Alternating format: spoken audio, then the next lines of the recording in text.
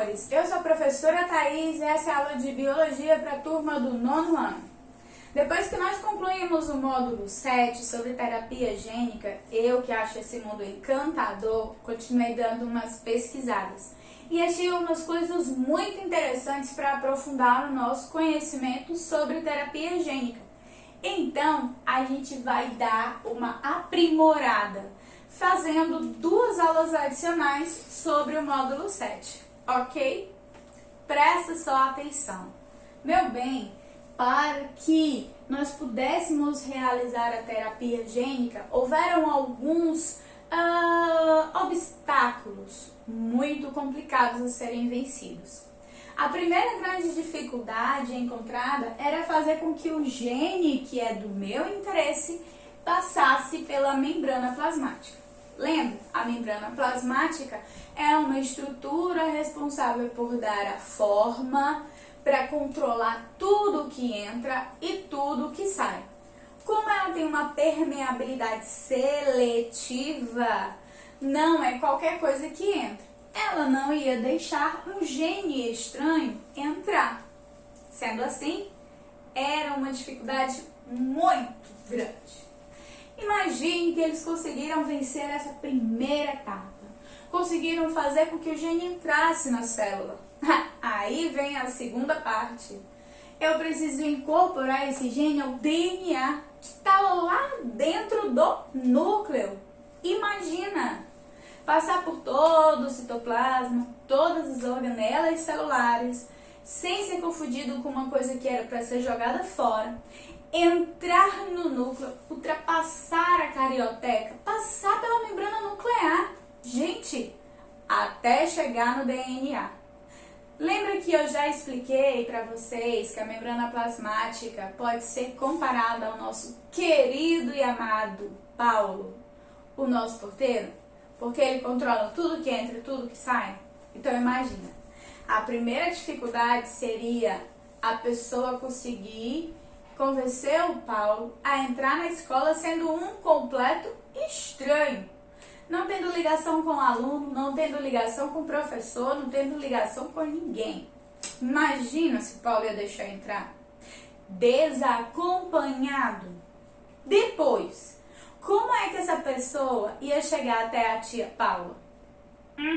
Primeiro, daqui que ele achasse a sala que era da tia Paula, que ele conseguisse entrar na sala da tia Paula, que é super concorrida, porque sempre tem alguém que conversa com a tia Paula. Pega ela desprevenida e sozinha, não é fácil não, meu bem. Não é fácil mesmo. Aí eles começaram a desenvolver algumas estratégias. A primeira estratégia que eles utilizaram era utilizar um vírus inativo. Como assim um vírus inativo? A gente já viu que as vacinas elas podem ser produzidas a partir de um vírus enfraquecido, um pedaço de vírus ou vírus morto. Lembra que a gente viu sobre isso nas vacinas? Então, eu precisava pegar um vírus e inativar ele. Só que nesse caso, quando eu falo de inativar, eu não posso deixar ele enfraquecido. Porque se ele estiver enfraquecido, ele não vai penetrar na membrana plasmática. Eu só preciso convencer esse vírus a não ser mais malvado. Como assim, professora? Como assim? Amor, o vírus causa uma doença. E eu preciso fazer com que ele não cause mais. Só isso. Depois que eu transformar esse vírus num bonzinho, é que eu vou colocar dentro dele o gene que é do meu interesse. Aí sim eu coloco ele no corpo da pessoa. Porque o vírus consegue passar pela membrana plasmática. E o comportamento dele padrão é levar o DNA dele, que é viral, até o DNA. Super simples, né? Pegar um vírus que provoca uma doença, convencer ele a não provocar mais doença, a levar o que eu quero pra dentro da célula. Super simples. Mas é tão simples, que a primeira vacina utilizando um vírus inativo. Nesse caso, ele estava só enfraquecido, certo? Convencido a não provocar mais a doença, mas ele entrou para ser atacado, porque vacinas funcionam para ativar o nosso sistema imunológico. A primeira vacina utilizando o vírus foi produzida em 1796. E a primeira terapia gênica utilizando o vírus, que foi reconhecida cientificamente, seguiu todos os protocolos que deveria, aconteceu só quase 200 anos depois. Olha como é rapidinho convencer um vírus a não provocar doença e levar o gene que eu quero até o núcleo da célula. Fácil, né? Só que não. Eu preciso conhecer a doença que eu quero curar. Identificar qual é o gene que ela ataca. E depois eu preciso pegar esse gene normal, que seria atacado pela doença, e levar pelo vetor. Olha que loucura. Porque isso tudo, amor, acontece de forma microscópica, tá? É tudo com microscópio, ok?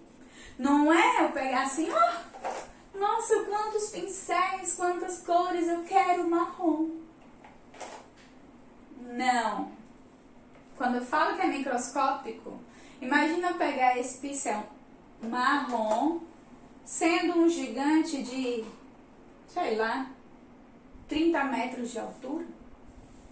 Meu dedo seria do tamanho de uma porta, a pontinha. Como é que eu ia tirar o meu pincel daqui de dentro? Tudo com nanotecnologia. Tudo. Não à toa levou quase 200 anos, né, meu amor? Tudo bem, eu identifiquei os genes que utilizam a doença, que acabam provocando a doença. E eu peguei esses mesmos genes, essa sequência normal, saudável, de uma pessoa saudável. E agora eu vou escolher o meu melhor vetor. O que é o vetor?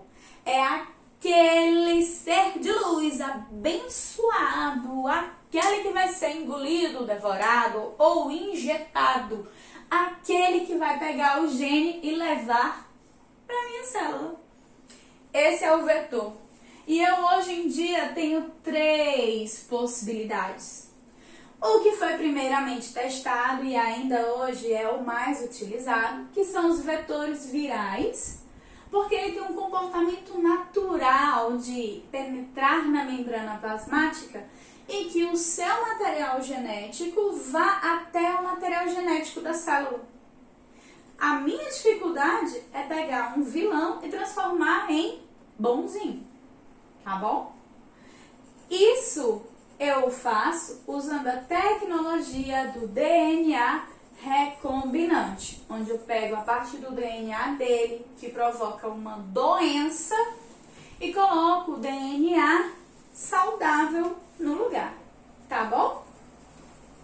Agora, eu posso utilizar um tipo de vetor chamado plasmídio.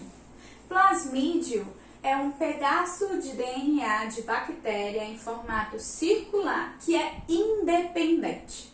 E eu posso pegar esse pedaço do DNA de bactéria circular independente e colocar uma cápsula ao redor dele para disfarçá-lo e permitir que ele seja absorvido pela célula. Eu posso fazer isso usando um lipídio. E aí eu pego o plasmídio, que é um pedacinho do DNA da bactéria, coloco nesse pedacinho um outro pedacinho menor com o DNA que eu quero. Aí, peguei o plasmídio. Eu vou fazer o desenho aqui. Deixa eu usar uma cor escura. Beleza, João?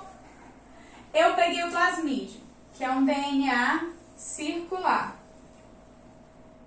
Certo? Vou retirar do plasmídio a parte do DNA que eu não quero Eu vou colocar a parte que eu quero.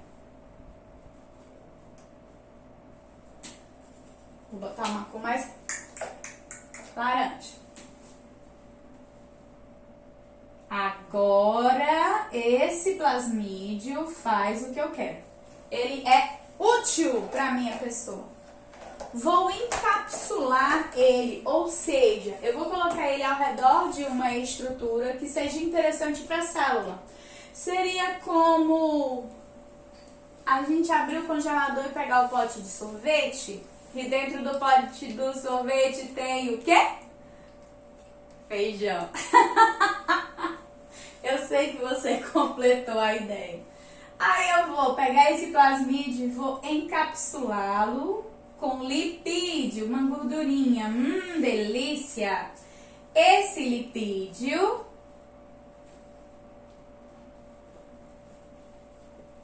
ele é atrativo para a membrana plasmática.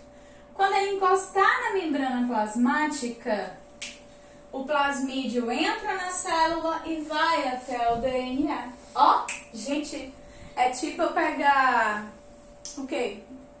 Um pedaço de carne e enrolar numa embalagem de bombom, entregar para uma criança.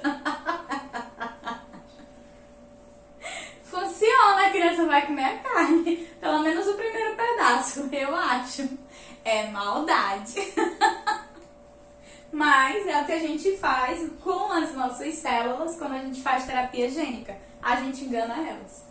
O terceiro tipo de vetor são os vetores nanoestruturados. Agora a gente está falando de tecnologia de ponta. Por quê? Estou falando de coisas do tamanho nano. Meu amor, nano é pequeno. Não tem 1 milímetro.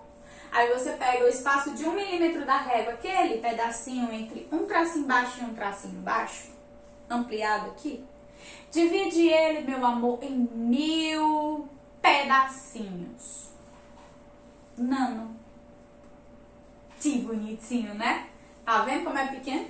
Se eu utilizo vetores nanoestruturados, o que eu vou ter? Eu vou ter um polímero, que é um tipo de estrutura, certo? Que pode ser inorgânica, desculpa, tá? Que forma uma rede. Essa rede prende o gene que eu quero e solta ele dentro da célula. Então, seria como eu pegar o pedaço de DNA que eu quero, amarro ele com uma rede de polímero no tamanho nano. E por causa desse tamanho tão pequeno, ele passa pela membrana plasmática com facilidade. Chegou! Só que aí, quando eu utilizo um vetor nanoestruturado, eu preciso deixar ele lá pertinho da célula que eu quero que ele ataque. Senão outra célula vai pegar. E aí não vai resolver o meu problema. Tá bom? Olha só, na aula de hoje a gente falou basicamente que, meu Deus, dá trabalho demais chegar e resolver um problema através das terapias gênicas. Muito trabalho. Primeiro para acabar entrando na célula, a membrana plasmática não vai deixar. Depois, fazer esse gene chegar até o DNA. Quando eu conseguir fazer isso, eu vou precisar saber quais são os genes específicos da doença, para eu pegar o gene saudável e jogar lá dentro da célula. E para jogar dentro da célula, eu posso utilizar 3 vetores. O vetor viral, que é através do vírus, e esse é mais comum. Um vetor do tipo plasmídio, que é um pedaço de DNA, certo? Circular e independente da bactéria, que vai ser encapsulado, normalmente por um lipídio, e tem a possibilidade dos vetores nanoestruturados, que são vetores em tamanho nano, artificiais, que formam uma rede ao redor do gene que eu quero e leva até a célula, ok? Tem mais coisas interessantes, porque nesse momento eu te falei o trabalho, a dificuldade, como venceram. Mas a gente ainda não fez nada. Isso é na próxima aula. Beijo no coração e até a próxima!